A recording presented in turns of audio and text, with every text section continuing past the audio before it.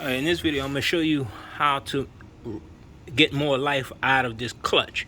The problem is, after using it for long enough, the clutch spring loses its tension, the pullback, the rebound, because of constantly being expanded through the centrifugal force. So what you have to do is, you have to first pull off the clutch, pull the clutch off, sand all the components down, because you don't want them rusted out, because this makes it difficult for these clutch fibers to slide back into the groove like it's supposed to.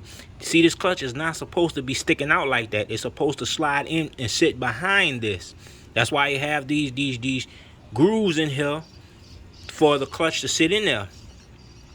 What also the problem this also causes, when you're trying to tune the device, this is a hedge trimmer.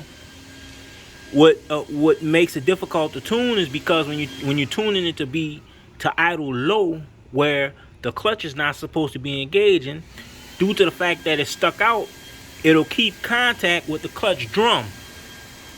And when you tune it down to low idle, the contact with the clutch drum will cause it to shut off, because it's putting too much drag for the low idle. So I'm gonna show you how to do this. All right, next thing, due to the fact that it's rusty, when these bolts are over tightened, it makes it difficult for these clutch fibers to slide in. When I loosen them up, they pop back into place like they're supposed to. What I'm gonna do is, to be certain that I don't have this problem again, when I pull this off and sand it down and clean it up, I'm gonna put these lock washers on the top of these, in between the bolt and this surface here, so that it will give some space, that it won't stay constantly in contact, and when I don't have to lock this down super tight, because just a little bit enough for this to bite, and that'll give it continuous play in between here.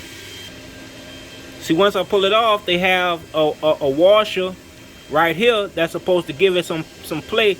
It's I can't think of the name of the washer, but it's a washer that's supposed to have a U in it. It's supposed to be like, it's supposed to go like this. I can't think of the name of the washer, but it's supposed to keep it lifted up off of this back plate. So I have to also reflex this so that it have its bend. All right, what I do is, first I flex this hook and this spring to fit in the coils. All right, see, it's gonna fit in the coils. Now, to improve the tension, squeeze it down. That's gonna make that sucker super tight. So when I release the gas, it's gonna jerk it back. Once again, do the same thing over here. Now this is a method I'm doing because I don't want to spend $30 for a clutch when I don't have to. If it give me 5 years in factory condition, this will give me another 5 years in my modified condition. Put it there. Bend it over. Now, lock it in there. Now, mind you, if one side is tight, it's going to also affect on the other side, because they're pulling against each other. So now, that sucker is tight. So when the centrifugal force comes, when the centrifugal force spinning, it's going to open like it's supposed to. But once I let go of the gas, it's going to close. See, I knocked off some of the grit and rust off of this. I could pull out the wheel, the wire wheel, and polish this up, but I'm just not into it. I'm lazy.